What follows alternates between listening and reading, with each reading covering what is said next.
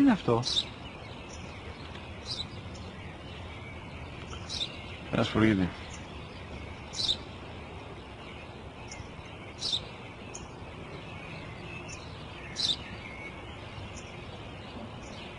Τι είναι αυτό?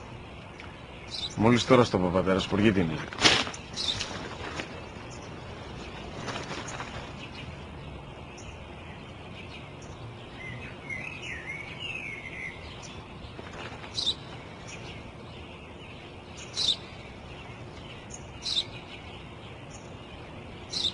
Τι είναι αυτό?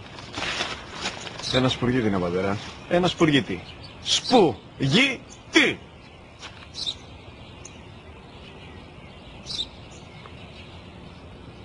Τι είναι αυτό? Γιατί το κάνεις αυτό το πράγμα, μπορείς να μου πεις? Τόσες φορές σου είπα, είναι ένα σπουργίτη! Δεν το καταλαβαίνεις! Πού πας?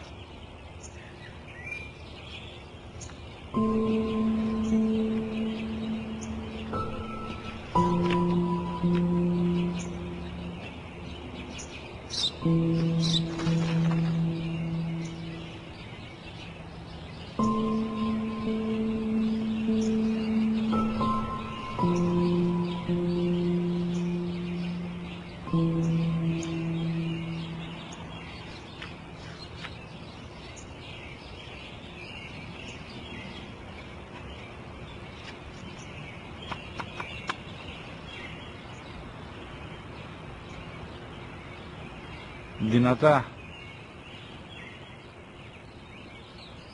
Σήμερα ο μικρός μου γιος που πριν λίγες μέρες έκλεισε τα 3 καθόταν μαζί μου έξω στο πάρκο όταν ένας σπουργίτη ήρθε και κάθισε απέναντί μας. Ο γιος μου με ρώτησε 21 φορές τι ήταν αυτό και του απάντησε και τις 21 φορές ότι ήταν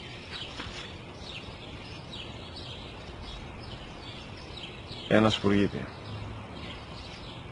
Τον αγκάλιασα τρυφερά και τις 21 φορές που μου έκανε την ίδια ερώτηση, ξανά και ξανά, χωρίς να εκνευριστώ, νιώθοντας στοργή για το αθώο μου αγοράκι.